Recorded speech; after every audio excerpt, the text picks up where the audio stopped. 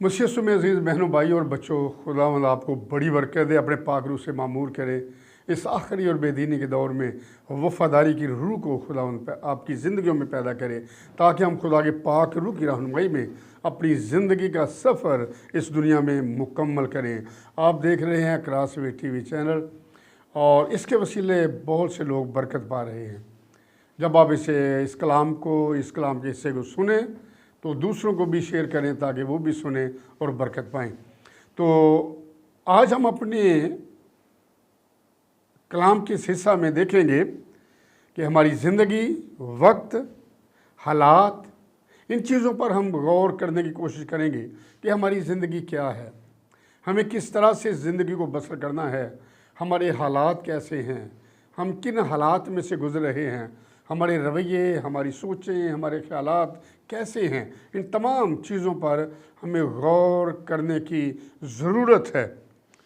और इसके लिए हम देखते हैं याकूब का आम ख़त, उसका 4 बाब और उसकी 14वीं आयत। यहाँ लिखा है कलाम मुक़द्दस में, और ये जानते नहीं कि कल क्या होगा। अगर हम 13वीं आयत से शुरू करें तो और ज़्यादा बेहतर होगा।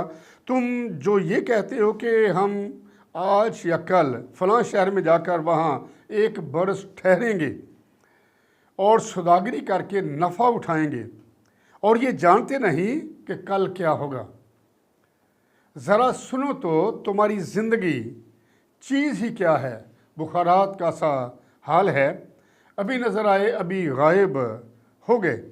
तो ये है हमारी ज़िंदगी का निचोड़, ये है हमारी ज़िंदगी का सिलसिला। मैं अमूमन ये कहता हूँ कि ये दुनिया हमारे रहने की जगह नहीं है। हम इस दुनिया में से गुज़र रहे हैं, हम अपने सफ़र को मुकम्मल कर रहे हैं, और हमें इस दुनिया में से गुज़र कर वापस अपने ज़िंदा खुदा के पास जाना है। हमें उसकी पैरवी में रहना है, हमें उसकी वफ़ादारी में रहना है, हमें उसके ताबे रहना है। लेकिन अगर हम अपनी सोच, अपने ख़यालात, अपने रवैये से कुछ करने की कोशिश करते हैं तो ये हमारे अंदर फ़ख्र है, हमारे अंदर गुरूर है, हमारे अंदर घमंड है, हमारे अंदर शेखी है। जो भी करें ये जानकर करें कि हम खुदावंद के लिए करते हैं। तो जो भी आप बिज़नेस करना चाहते हैं, काम करना चाहते हैं, जहाँ भी रहना चाहते हैं, जहाँ भी जाना चाहते हैं, खुदावंद को अव्वल दर्जा दें, खुदावंद को तरजीह दें। कहें कि ऐ खुदावंद, मैं सफ़र का आगाज़ तेरे अजीम नाम में करता हूँ, तो मेरी रहनुमाई फरमा। मैं जहाँ भी जाऊँ मेरे साथ रहना, तेरा पाक रूह मुझे तकवीयत और ताज़गी बख्शे, और मैं तेरे पाक रूह की रहनुमाई में अपने सारे काम को बेहतर तौर से सरअंजाम दे सकूँ। अगर हम अपनी ज़िंदगी पर गौर करें तो इसकी कोई हैसियत नहीं है। ये एक पानी के बुलबुले की मानंद है कि हल्की सी हवा उसको मिलती है और वो ख़त्म हो जाता है। हमारी ज़िंदगी, हमारी सांसें खुदावंद के हाथ में हैं। तो जब ये सब कुछ खुदावंद के हाथ में है, वो ही भेजता है हमें इस दुनिया में, वो ही बुला लेता है, तो फिर हमें उसका डर, उसका खौफ जो है मानते हुए अपनी ज़िंदगी जो है वो इस दुनिया में बसर करना है। जब हम उसके डर और खौफ में अपनी ज़िंदगी इस दुनिया में बसर करेंगे तो खुदा का पाक रूह हमारी रहनुमाई करेगा। और ये डर ऐसा नहीं है कि खुदावंद कोई तलवार लेकर हमारे ऊपर खड़ा है कि मैं तुम्हें कत्ल कर दूंगा, मैं तुम्हें मार दूंगा, ऐसी बात नहीं है। ये डर और खौफ जो है ये उसकी मोहब्बत का है, ये उसकी बुजुर्गी का है कि वो कदूस है, वो मुबारक है, वो मेहरबान है, वो हय्युल क्यूम है, वो अल्फ़ा और ओमेगा है, वो इब्तिदा और इंतहा है, वो अव्वल और आखिर है, सब कुछ वही है। तो जब वो आसमान पर गया सारे काम को मुकम्मल करके, तो उसने क्या कहा कि आसमान और ज़मीन का कुल इख्तियार मेरे पास है, मैं दुनिया की शुरू से आखिर तक हमेशा तुम्हारे साथ हूँ। तो ये ईमानदारों के लिए एक बहुत बड़ी बात है कि हमारा खुदा हमारे साथ है।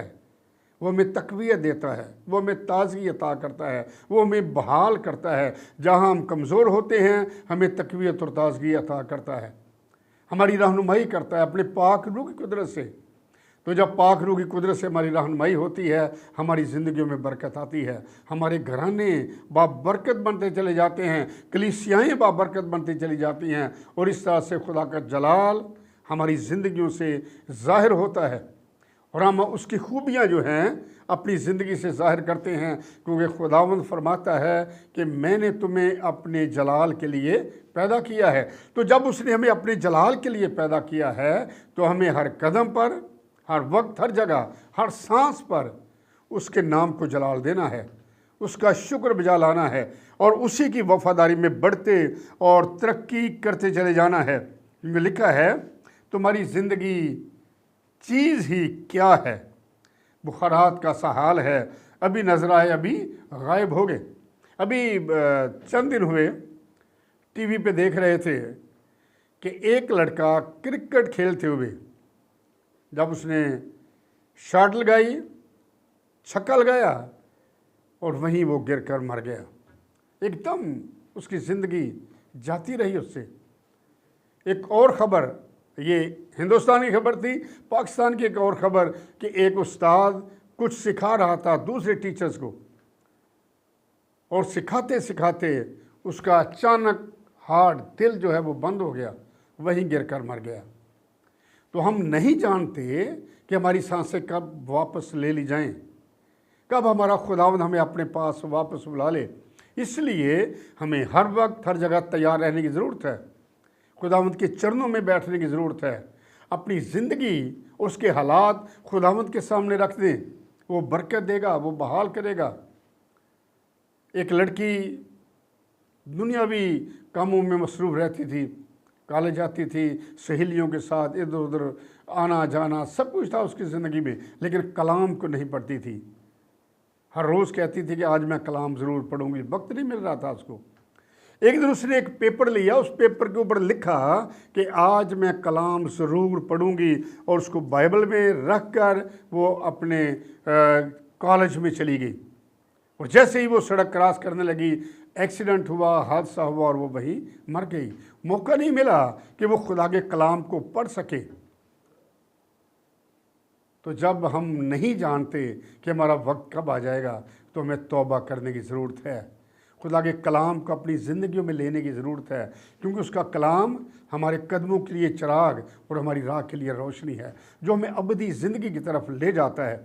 इसलिए कलाम पढ़ें, उस पर अमल करें, उसकी रोशनी में चलें, ताकि हम अबदी ज़िंदगी को हासिल कर सकें। क्योंकि खुदा का बेटा यीशु इसीलिए दुनिया में आया, इंसान बना, ताकि हम उसकी मर्ज़ी के मुताबिक ज़िंदगी बसर करें और वो हमें निजात दे और वो हमें ज़िंदगी दे। हम उस पर ईमान लाएं, उसे अपना शख्सी निजात दहिंदा कबूल करते हुए उसकी वफ़ादारी में बढ़ते चले जाएं, क्योंकि वो हमें ज़िंदगी देने के लिए आया, हमें निजात देने के लिए आया, अबलीस से, गुनाह से, मौत से हमें रिहाई और आज़ादी देने के लिए आया। तो सब कुछ जब वो खुद करने के लिए आ गया तो हमें फ़िक्र करने की ज़रूरत नहीं है, ईमानदारों को परेशान होने की ज़रूरत नहीं है। बेशक दुनिया में अगर अज़ियतें दी गई तो सबसे ज़्यादा मसीहियों को दी गई। दुनिया में कोई और ऐसी कौम नहीं है जिसको बड़े दुखों में से गुजरना पड़ा। मसीहियों को दुखों, अज़ियतों और तकलीफ़ों में से गुजरना पड़ा। लेकिन कलाम मुक़द्दस में लिखा है कि हमारा खुदा हमें किसी ऐसी आजमाइश में पड़ने नहीं देता जो हमारी बर्दाश्त से बाहर हो, बल्कि निकलने की राह भी हमारे लिए तैयार करता है। वो हमें बहाल करता है, वो हमें खुशी और शादमानी अता करता है। वो अपने पाक रूह की तक़वियत और ताज़गी अता करके हमें नई ज़िंदगी, नई खुशी, नई ताज़गी अता करता है। और अगर हम कलाम मुक़द्दस में से देखें, अय्यूब की किताब, उसका 14वां बाब और उसकी पहली आयत, यहाँ लिखा है, इंसान जो औरत से पैदा होता है थोड़े दिनों का है और दुख से भरा है। वो फूल की तरह निकलता और काट डाला जाता है, वो साए की तरह उड़ जाता है और ठहरता नहीं। ये है हमारी ज़िंदगी। इंसान जो औरत से पैदा होता है वो थोड़े दिनों का है। जब हम थोड़े दिनों के हैं, चंद सालों के हैं, चंद महीनों के हैं, चंद दिनों के लिए इस दुनिया में आते हैं, तो हमें मसीह में कायम रहना है, मसीह के साथ वफ़ादार रहना है और उसकी मर्ज़ी के मुताबिक अपनी ज़िंदगी जो है वो इस दुनिया में बसर करना है। ताकि वो हमें अपने जलाल और अपनी बादशाही में दाखिल करे, क्योंकि वो इसीलिए आया। उसने फरमाया कि मैं इसलिए आया कि वो ज़िंदगी पाएँ और कसरत की ज़िंदगी पाएँ। ज़मीन पर हमारी ज़िंदगी बड़ी मुख्तसर है, थोड़ी सी है, लेकिन जब हम खुदावंद के जलाल में होंगे तो हमेशा हमेशा उसके साथ रहेंगे, अबदी ज़िंदगी को लेंगे। वहाँ ना रोना होगा, ना मातम होगा, ना हो नाला होगा, बल्कि खुदावंद आप अपने लोगों के दरमियान रहेगा, उनकी आंखों के सब आंसू पहुँच देगा, उन्हें बरकत देगा, उन्हें बहाल करेगा, उन्हें ऐसी खुशी और शादमानी अता करेगा जो कभी कोई और दे नहीं सकता। कलाम मुक़द्दस में जब हम आगे बढ़ते हैं वाइज़ की किताब, तो वहाँ भी हम कुछ ऐसा ही देखते हैं। वाइज़ की किताब 9वां बाब और उसकी 12वीं आयत, यहाँ कलाम मुक़द्दस में लिखा है, क्योंकि इंसान अपना वक्त भी नहीं पहचानता। अब इंसान की सोच, इंसान के ख्यालात, इंसान के रवैये कैसे हैं, वो अपने वक्त को नहीं पहचानता कि अब मेरा वक्त कैसा गुजर रहा है, मैं किन हालात में से गुजर रहा हूँ। क्या मेरी कुर्बत खुदावंद के साथ है? क्या मेरी वफ़ादारी खुदावंद के साथ है? क्या मेरी ज़िंदगी खुदावंद को पसंद है? क्या मेरी ज़िंदगी के हालात, मेरे रवैये, मेरी सोचें, मेरे ख्यालात जिंदा खुदा को पसंद हैं? इंसान, लिखा है, क्योंकि इंसान अपना वक्त भी नहीं पहचानता। जिस तरह मछलियाँ जो मुसीबत के जाल में गिरफ्तार होती हैं और जिस तरह चिड़ियाँ फंदे में फंसाई जाती हैं, उसी तरह बनी आदम भी बदबख्ती में जब अचानक उन पर आ पड़ती है फंस जाते हैं। ये हालात हैं हमारे। खुदावंद फरमाता है कि जिस तरह से समुंदर की मछलियाँ, दरिया की मछलियाँ जाल में फंस जाती हैं, उनको पता भी नहीं होता, और जिस तरह से चिड़ियाँ जाल में फंस जाती हैं, उनको खबर भी नहीं होती कि कौन हमें पकड़ने के लिए आ गया, हमारा क्या अंजाम होगा। इसी तरह से इंसान अपनी ज़िंदगी से बेबहरा है, वो खुदावंद से दूर है, वो खुदावंद से अलग है, वो खुदावंद को नहीं पहचानता, खुदा की आवाज़ को नहीं पहचानता, उसकी आवाज़ का शिनवा नहीं होता। तो जब उसकी आवाज़ का इंसान शिनवा नहीं होता तो फिर उसके लिए मुश्किलात हैं, उसके लिए परेशानियां हैं। कौम इसराइल को देखें, जैसे जैसे या जहाँ जहाँ भी उन्होंने खुदा कदूस को रद्द किया, वो मुश्किल में चले गए, वो मुसीबत में चले गए, वो गैर कौमों की ग़ुलामी में चले गए, वो दुख और अज़ियत और तकलीफ में चले गए। और जब उन्होंने ज़िंदा खुदा को पुकारा, अपने गुनाह का इकरार किया कि हे खुदावंद, हमने गुनाह किया है, हमारे बाप दादा ने गुनाह किया है, हम कमज़ोर हैं, हम खताकार हैं। जब इंसान अपनी ख़ताओं का इकरार करता है तो वो इतना मेहरबान है, वो कहर करने में धीमा और शफ़क़त में गनी है। वो अपने शाफ़ी हाथों को बढ़ाकर हमें छूता है, हमें बरकत देता है, हमें संभालता है, हमें तक़वियत और ताज़गी बख्शता है, और हमें अबदी ज़िंदगी के लिए वो तैयार करता है, ताकि हम हमेशा हमेशा उसके साथ रहें और उसी की वफ़ादारी में बढ़ते और तरक्की करते चले जाएं। और जब हम अब्रानियों के ख़त को पढ़ते हैं, अब्रानियों के नाम पौलुस रसूल का ख़त, उसका 9वां बाब और उसकी 27वीं आयत में लिखा है, और जिस तरह आदमियों के लिए एक बार मरना और उसके बाद अदालत का होना मुकर्रर है, उसी तरह मसीह भी एक बार बहुत लोगों के गुनाह उठाने के लिए कुर्बान होकर दूसरी बार बग़ैर गुनाह के निजात के लिए उनको दिखाई देगा जो उसकी राह देखते हैं।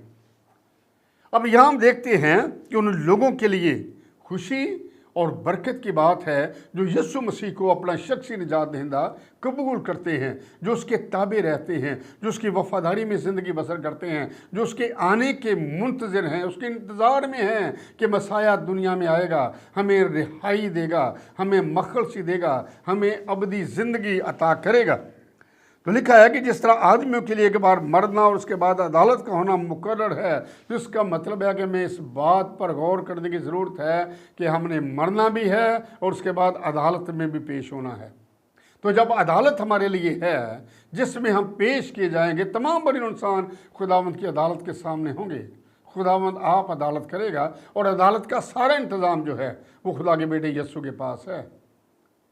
खुदा अदालत नहीं करता, खुदा का पाक रूह अदालत नहीं करता, बल्कि अदालत का सारा इंतज़ाम खुदा के बेटे यीशु मसीह के पास है। इसीलिए कलाम मुक़द्दस में लिखा कि बेटे को चूमो, ऐसा ना हो कि वो तुम्हें रास्ता में हलाक करे।